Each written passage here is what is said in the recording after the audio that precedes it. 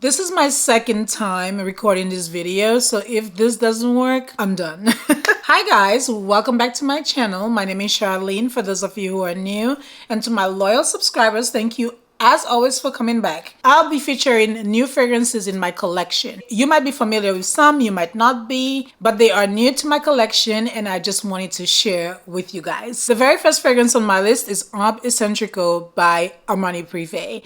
I have actually featured Armani Prive on my channel before. It was just a discovery set sample situation. I kind of overlooked this fragrance, to be honest, and recently I rediscovered it and realized that I absolutely adore this fragrance. This fragrance to me is very sexy. It has a lot of depth, almost gives me an incensey vibe. It is sweet, but not overly sweet, and warm. You also have amber and some woody notes. I believe some sites mention copper. Whatever it is just an intoxicating blend that I personally enjoy. I'm very excited to finally have this in my collection. This was a Christmas gift from a special someone, and I was over the moon when I got this fragrance. So you have the regular Armani line, which I love, and then you have the private collection, which is Armani Prive. Underneath that umbrella, we have other collections, and this one is from Les Collections. If you come across this fragrance, I urge you to give it a try. It is very grown, very sexy. It is a very opulent fragrance in my opinion, very luxurious, and I simply cannot get enough of it. I love Herb Eccentrico by Armani Prive. If you follow me on Instagram, you may have seen when I featured Amber Fever. This has some intoxicating notes of whiskey, tonka bean. It is very airy yet sweet, and the longevity is surprising to me. Tonka bean, caramel, and in the base you have oak moss, teak wood, musk, and amber. So it's a beautiful, beautiful fragrance. In the middle you have rose, jasmine, and violet. So very interesting, very unique. I find it a little seductive, sultry. It has enough airiness, enough sweetness, and just overall a good vibe. I am a Mancera affiliate, so if you happen to be shopping on the website, feel free to use my code SAVVY for 10% off. It's an affiliate code. I do get a commission if you guys use it. However, you're not obligated to do so, but if you do so, I will surely appreciate the support. If you haven't tried Amber Fever, this is definitely one I personally highly recommend. The next one comes from Maison Margiela, Coffee Break. So I already own fragrances from the brand. I'm quite a fan of Maison Margiela fragrances, and Coffee Break is very beautiful. Don't be deterred by the name.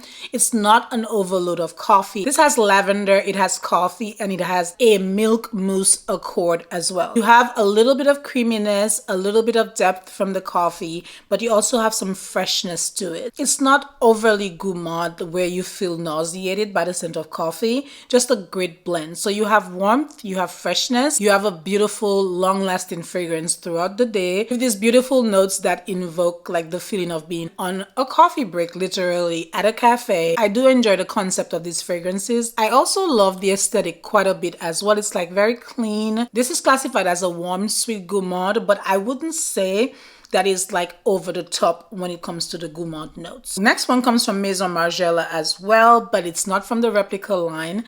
This is Mutiny, and this is like a whole separate genre by Maison Margiela. It's more pricey, more expensive. I sniffed it last year, fell in love, and I got it this year as a Christmas gift from a very dear friend, and I was over the moon. This is beautiful white florals. The longevity is awesome on this. It smells great. The tuberose to me stand out a lot, but you have to like tuberose to enjoy this fragrance. On the website, some of the notes that are mentioned do not stand out to me at all, but this is a sweet tuberose in my opinion. When you spray it, you get a burst of like orange flower. Although this is marketed as unisex, I do find it to be more feminine leaning, at least on my skin. The sprayer itself is like fabulous. I find the packaging to be quite unique on this one. So different from the replica line. Trust me, you have to sniff it, let it sit on your skin. Decide for yourself if it's something you want to add to your collection. But she is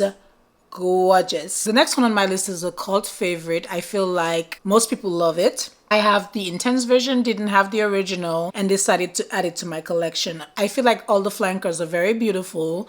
I'm talking about Burberry Herb. This has been compared to Baccarat Rouge 540. It has a similar airiness to it. It is vibrant in the opening. It has some fruity notes. It is fluffy. It is just a happy fragrance. I like to reach for this on this. I'm not trying to have something too warm, too deep, too intense, too edgy, and this is perfect. It's like a very happy, uplifting fragrance in my opinion. The main notes on this are dark berries, jasmine, musk, amber, and this is a beautiful fragrance overall. I'm happy I finally added it to my collection. Next up on my list, we have this beautiful bottle. This is Wild Rose by Coach. So in case you didn't know, this fragrance locks and opens like this. So if you are traveling, this is perfect and it will protect your fragrance.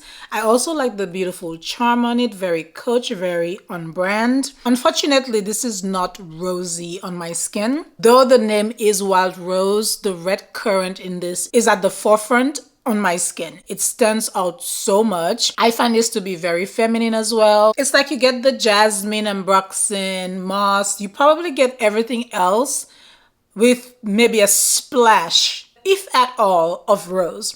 Now on somebody else, it might register differently, but on me, I do not detect the rose much. So the red berries in this is like, it's amazing. It's beautiful, and I do enjoy this fragrance overall. It's not like a madly in love fragrance, but I do like it quite a bit. But I do wish, as a rose lover myself, that the rose was a little bit more intensified. I heard Wild Rose and I went crazy. So this is from Kayali. I hope you guys can see that. This is Vanilla Royale Sugared Patchouli. I decided to get the small bottle because, for one, I'm trying to be financially responsible. Secondly, I wasn't sure I was gonna love it, and I have so many fragrances. Getting through a full-size bottle is almost impossible. The moment I sprayed this, I knew immediately I should have gotten the full size. I do not own Vanilla 28. This is like a flanker of it, and I cannot compare the two. Like I mentioned, if you follow me on Instagram, you saw me talk about this at length, but I do enjoy the multiple facets of this fragrance. You do have vanilla, creme brulee, golden rum, oud, you have patchouli, you have the gourmand qualities, you have a lot of depth, you have a lot of edginess, a little bit of earthiness. Everything you can imagine, you smell it, at least on my skin. I'm able to detect a little bit of all of it. So it's beautiful, multifaceted, multi-layered, and you get it all. Kayali definitely did their thing with Vanilla Royale, no question, and I am into it. These are the new fragrances I added recently. I did add 3 from Nishané, which I plan to have an in-depth video on, so that's why I did not feature them today, but I will be talking about them very soon. Let me know if you're excited to see that video, and let me know as well in the comment section down below if you've tried any of the fragrances I featured here today. I hope the new year is going well for you guys. Don't forget to like, share, and subscribe, and I'll be seeing you guys very soon. Bye bye.